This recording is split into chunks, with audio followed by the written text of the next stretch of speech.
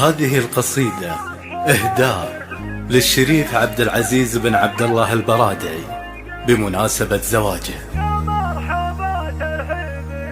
يا مرحبا ترحيبة أهل الطيب عالين المقام، ترحيبة بضيوفنا تكبر ويعلى شانها. حياكم الله وارحبوا واعداد ما طار الحمام، على الشحم والهيل والمباخر ودخانها، في حفل أهل الجود والمعروف والروس الكرام، بحلة بني هاشم والأشراف ابتدي بعنوانها. بحلة بني هاشم والأشراف ابتدي بعنوانها. يا مرحبا ترحيبة أهل الطيب عالين المقام، ترحيبة بضيوفنا تكبر ويعلى شانها.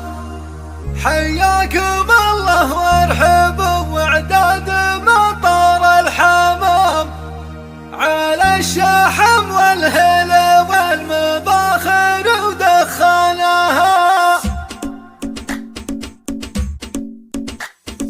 يا مرحبا ترحيبة أهل الطب عالين المقام، ترحيبة بضيوفنا تكبر ويعلى شانها. حياكم الله وارحبوا واعداد مطار الحمام، على الشحم والهيل والمباخر ودخانها، في حفل أهل الجود والمعروف والروس الكرام. فقط وحصريا على زفات أنغام المملكة لتنفيذ القشيلات والزفات بالأسماء وبدون الأسماء من داخل المملكة.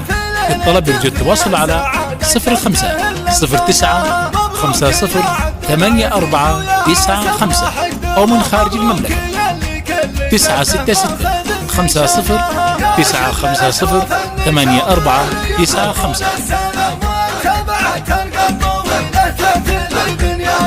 وابوك عبد الله وعبد الله سنا فيما يضم ذاك الشريف اللي ملك كل العلوم وصانها. واخوانك عبد الرحمن ولؤي في الشدة حزم روس الرجال اللي لا جات الكايدة فرسانها. من لابة تاريخها من عهد زرقات السهم، هاشم سقم العلا كان العدو خذلانها. اشراف والاشراف قوم ما يهابون الخصم، تشهد تواريخ العرب وامجاد